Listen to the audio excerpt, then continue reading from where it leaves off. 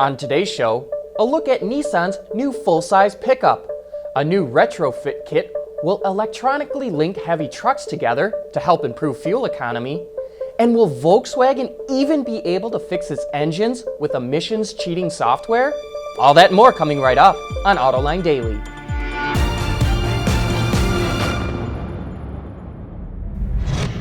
This is Autoline Daily for November 13th of 2015.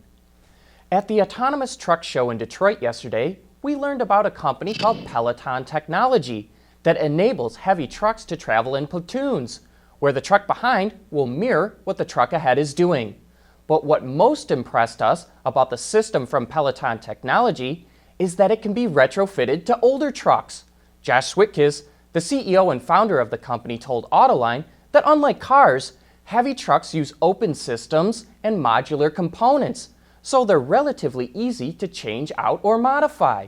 He says that when platooning trucks, the one in back improves its fuel economy by 10%, while the one in front improves by 4.5%. And that can pay for the technology in 9 months.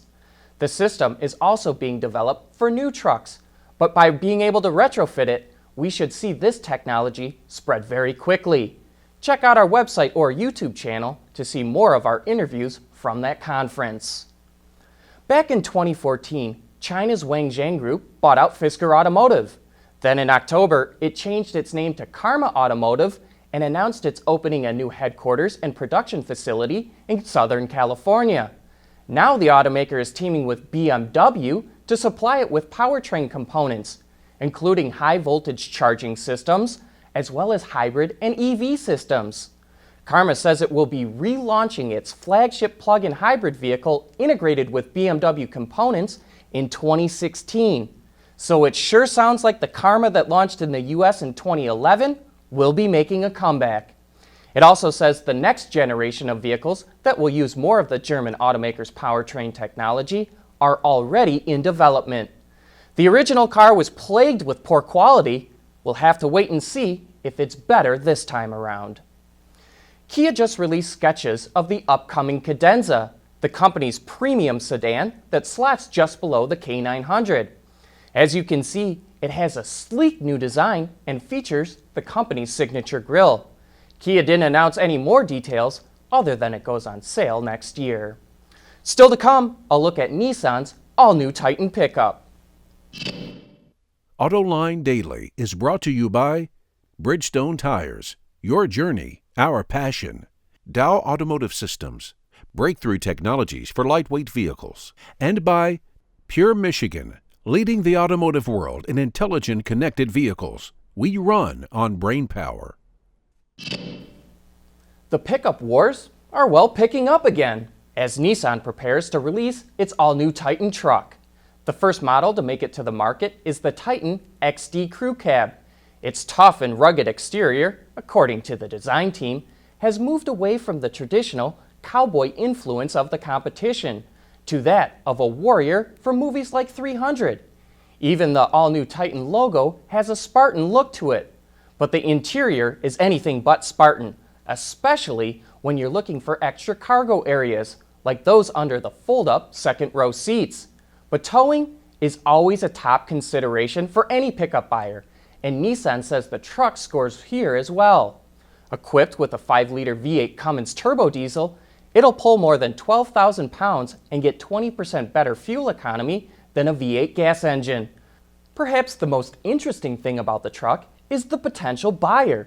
During its research on the new Titan, Nissan discovered what it calls white space, a universe with more than 150,000 buyers who each year are not satisfied with the current 3/4 and half-ton options. This was the origin of the XD. So the white space really came from the customers. We spent a lot of time talking to the focus groups, and what we heard from them is they're really looking for a truck that can tow 12,000 pounds or a little bit more and have a diesel engine that can carry that. But they're not looking for maybe the excess for this capability, and that means that they don't necessarily want to pay for that. So this white space that we talk about isn't something that we dreamed up or that we came up with. It was actually answering a question that our customers had for us. Why can they not get a truck that can tow this economically and still get a diesel engine with that application? Nissan believes the Titan XD Crew Cab will fill that void and will be available in the next few months.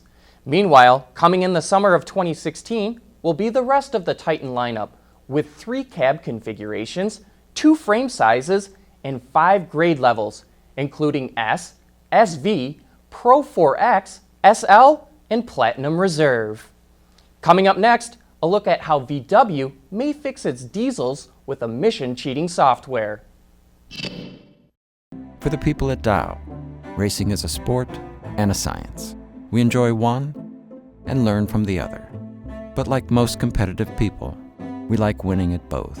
This is the human element at work. Dow.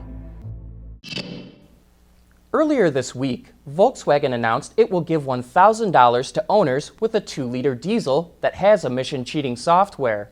While that's a good first step, many still wonder how the company will fix the engine. On Autoline this week, the topic is all about the cheating scandal, and in the following clip, John and his colleagues speculate if VW will even be able to fix the engines. I've heard some speculation that the solution for sort of the older versions of this, for the 4-cylinder, that one of the proposals might be to sort of retrofit, the urea injection system. And I thought, well, how are you going to stow just Well, that's what Chubby just said. How are you going to fit it in 2 there? gallons worth of urea, filters or reservoirs in a car that wasn't designed for that? I have no idea. I don't see how you can do that. These retrofits, the way modern cars are assembled, plumbing, wiring, all this stuff is just buried in the car. A few years ago, maybe 10 years ago, I think Mercedes had a problem with E-Class wiring harnesses on some cars. And the recall was to give you a new car. It was cheaper to give someone a new E-Class than to take it completely apart and replace the wiring harness. The thing is, we're not talking about just hardware. We're talking about body control modules, emissions control modules. There's all kinds of things that are going to have to be replaced. So it's not just slipping in some new piece of exhaust in a urea tank. It's not that easy. No, I suspect buybacks. If I had to bet, and I guess all I'm doing is betting, I would say for those older ones, without the urea systems on board, I think buybacks are basically the only solution. It's going to be big money. And if you owned a Volkswagen diesel, why would you come in and get this fixed in the first place? If you knew, other than if you had a guilty conscience, but why would you come in and do that? Well, there may be, and because of that, dealers feel they're morally and maybe even legally obligated to fix those cars. So you may never want to bring your car back to an official Volkswagen. The only way I would want to come back was if you handed me keys to another car. Yeah. If you want to learn more about the VW scandal and how it will impact the company, you can watch that entire discussion right now on our website, Autoline.tv. But that wraps up today's report. Thank you for watching, and have a great weekend.